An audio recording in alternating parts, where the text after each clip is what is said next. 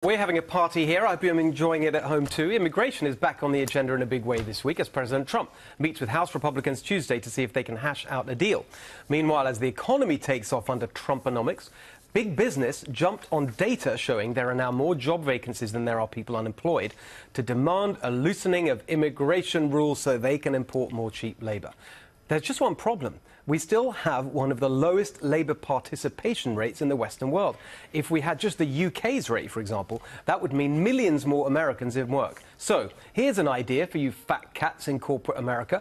Instead of lazily importing foreign workers, why don't you spend some of your profits training American workers so they can take the jobs that the booming economy is creating?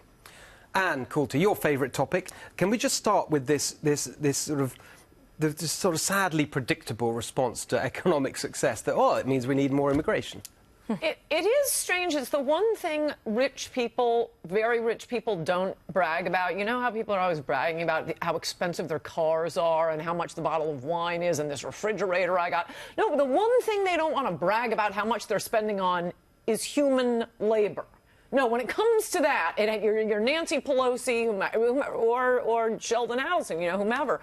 I don't mean to pick on him, but they just want cheaper and cheaper and cheaper labor. And there is no better example of your swamp than the fact that the signature issue that this historic candidate ran on, the Republicans in the House are doing the exact opposite, trying to push through an amnesty, or as a host on an earlier Fox show today said, and people are going to call, you know, conservatives are going to call this amnesty an amnesty.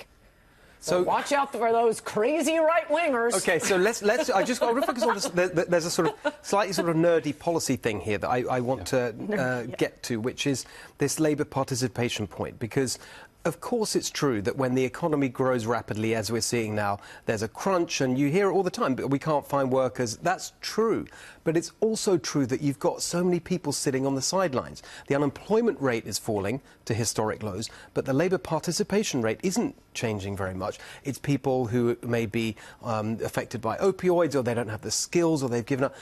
Corporate America could do so much more to help those Americans before just saying, bring us in more immigrants. Well, and that's where the expense of all the social safety network is, and that when you start to get the labor participation rates up, then you get a more productive economy. You've got better people feel better about themselves. Yes. They contribute.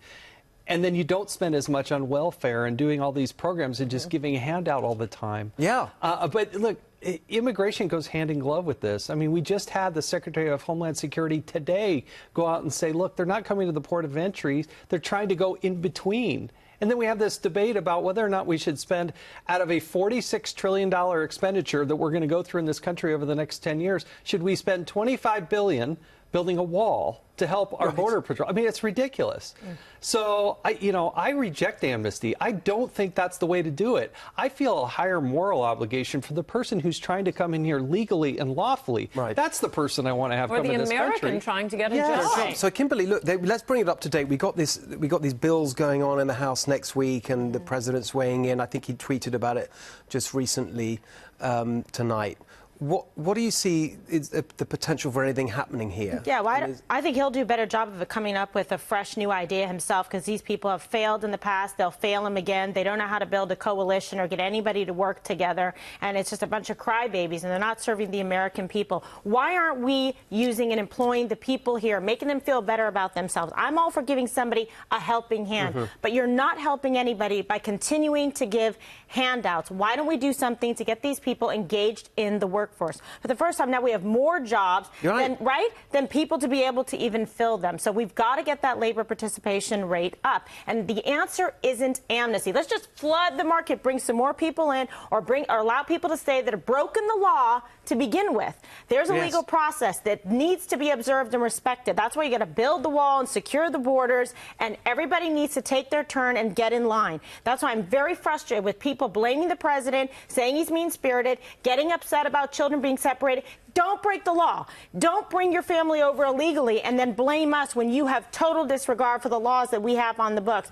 We're a nation of immigrants, right? Right. That's great. We encourage people to come in, follow the rules, wait your turn in line. We will take care of you. But we are going to employ the people who are here lawfully, the citizens that should be working, and make them feel better about themselves. Well, I mean, and just to pick up on that, everyone's talking about this child separation thing.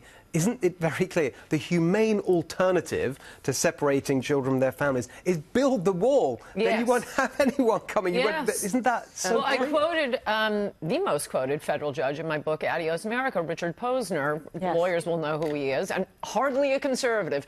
And, 20 years ago, he wrote a concurrence to an opinion that involved anchor babies to say, we've got to stop this. He was talking about anchor babies, but it's the same thing with the wall. As long as people can come here, by the way, some people really hate that. Start getting...